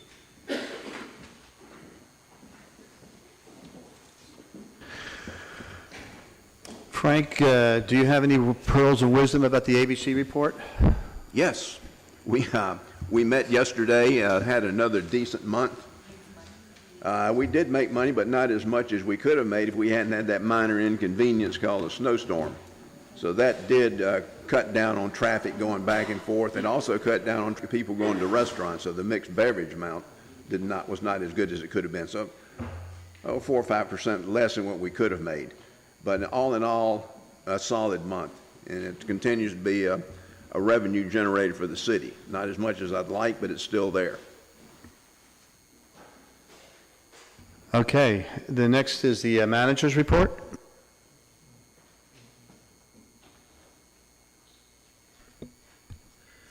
Thank you. Is it working now? Good. Okay. All righty. First, meeting with FEMA officials on PTC 8, number 8, reimbursement. Our weekly meetings with FEMA officials continued with discussions on reimbursement for now categories B, D, E, and F. We are uploading all invoices, timesheets, and costs for reimbursement. Of particular interest is that once our CCT damages are finalized and we get a clear scope of work for repair, we have completed step 1, the base cost. Once FEMA receives this data, they will analyze it to determine if we qualify for any mitigation grants. 2, the Moore Street Bridge. The contractor is working on the demolition of the old roadway debris. The project is scheduled for the installation of a bridge by mid-May. We are in touch with DOT about that progress, and we'll keep you informed. Number 3, the preserve at Fisher Landing, sidewalk installation. This is government at work. Recall the vote to call in the bond for uncompleted sidewalks on this project. The developer is out there now installing the sidewalks. Began on February 5th. I live near there and I'm watching the progress. I think they're almost completed. Getting close? Okay. All right. So we're monitoring that. Number 4, the new right-of-way ordinance enforcement. Right-of-way courtesy letters were sent the last week of January. Code enforcement staff are fielding calls with questions and meeting with citizens. We are in the courtesy period and the educational period right now. Property owners have until June 12th, 2025, 6 months from the day of adoption, to remove the identified structures. We are working with them at this stage. The right-of-way online permit is live on the website, and staff are issuing permits as necessary for the allowable uses in the right-of-way. To date, with the work almost 100% complete, we have 83 that we are contacting. We've also sent letters to landscape companies and contractors to make them aware. So we're moving along on the action plan that I've sent you and updating you weekly as scheduled. Everything is on track. Next, the Forestry Committee. The Forestry Committee is going to distribute door hangers throughout the city starting this week. The door hangers remind citizens to call before they cut any trees and apply for a permit if necessary. Links to the tree preservation ordinance and the online permit portal are included on the hangers, and that's on the website where you can get the permit. I've downloaded that myself. The prepared meals tax. Just a thought, in addition to a resolution, the new financial forecast model that we have shows very clearly the data needs, and I think it would be a good supplement to the resolution as it goes forward, that we say, look, here's the underlying need for this tax as data to support the resolution. Next, North House Street overlay. We will need to meet to discuss the latest county revisions to the overlay or overlay district proposal. I would suggest maybe February 24th meeting, we could have a closed session, or the first workshop in March. Finally, Mr. Flint did leave, but I did want to say that the audit, I think, was exceptional. The work he did do on the water sewer merger was complicated, and I know the whole finance staff, the deputy finance director as well, put in a lot of time on that, and that shows the dedication of staff. And we are on solid financial ground, as the auditor said. Thank you. Okay, the next thing is the mayor's comments. As you heard, we did the overlay, and when I use I'm using the plural pronoun here, the we, because everybody was involved in this. Aldermen were involved in this, staff was involved in this, the landowners were involved in this, and it was a project that was started 5 years ago and finally came to some conclusion tonight. So that was a great project, and everybody can take credit for all working together and to look at a mutual problem, that'd be parking, and moving forward with that. Just some little things so you know what we're doing. Tomorrow there's an RPO meeting, which is the Rural Planning Organization, which title doesn't really mean much to most people, but that's really where the middle of Brunswick, Pender, and Columbus County get together to discuss future traffic transportation issues. And I mean that from ferry boats to bicycle paths to interstate highways to airports, yes, to all of that. So we'll be working on that. To remind you, the legislative session has started in Raleigh. Always interesting to see what's going on there.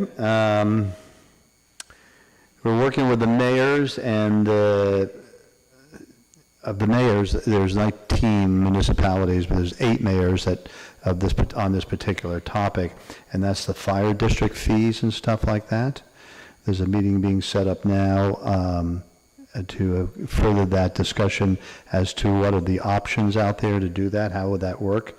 Because the fire district fees are not meeting the fire district expenditures.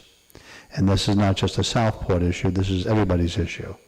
So to give you an idea, it can be as dramatic as $3 million for Leland. They have to pay that much more, the town of Leland, into the fire district. So how do we fix that bad boy? And that's an ongoing issue.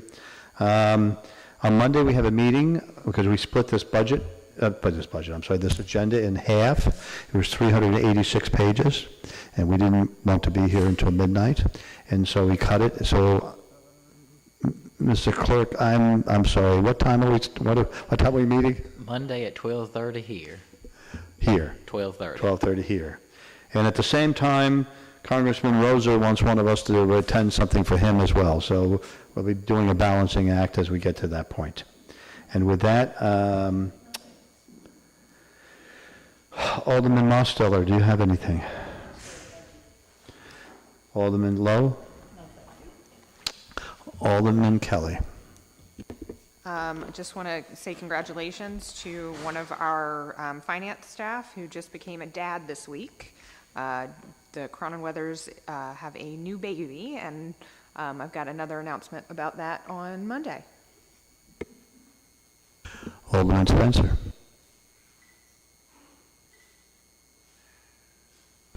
I'll pass. Thank you. Alderman Lay. I'm going to follow Alderman Spencer's path. All right, the Public Works, Code Enforcement, and Development Services reports are in your package. And now I would entertain a motion to go into closed session under North Carolina General Statute 143-318.11 and A3, which is one part of that is the attorney-client privilege, and the other part of it has to do with personnel, and a third part, it has to do with contracts. I'll make the motion as mentioned, if I don't have to repeat it. Second. There's a motion and a second. Is there any discussion? Not hearing any. All in favor, say aye. Aye. Any opposed? It's unanimous. We are in closed session.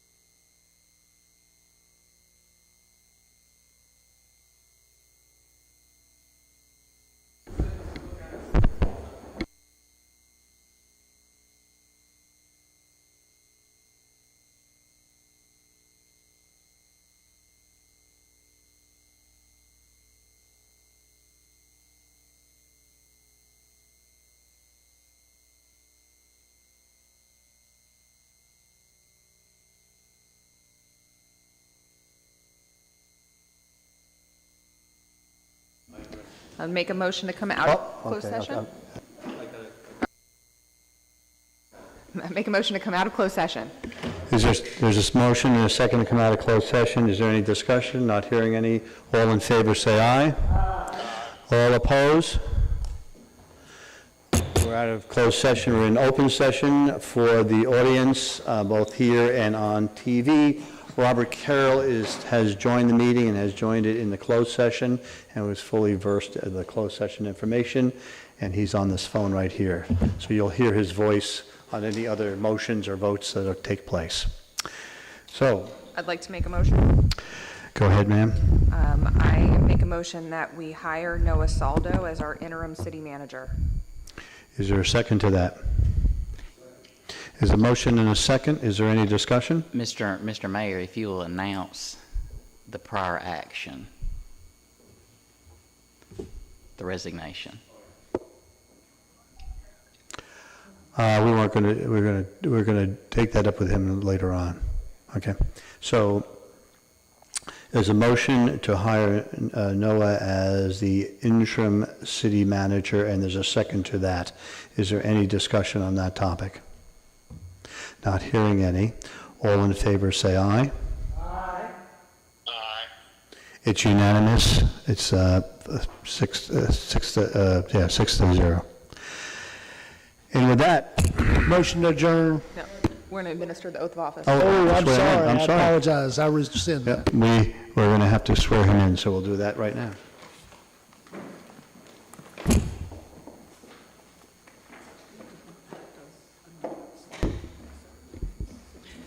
You just want to hold it and I'll read it? Yep. I, Noah David Saldo, do solemnly and sincerely swear that I will support the Constitution and the laws of the United States and the Constitution and laws of the state of North Carolina, and to the constitutional powers and authorities which are or may be established for the government thereof, and that I will endeavor to support, maintain, and defend the Constitution and laws of said state, not inconsistent with the Constitution of the United States, to the best of my knowledge and ability, and that I will faithfully discharge the duties of the office as city manager of the city of Southport. So help me God. Congratulations, sir. Let me sign it here.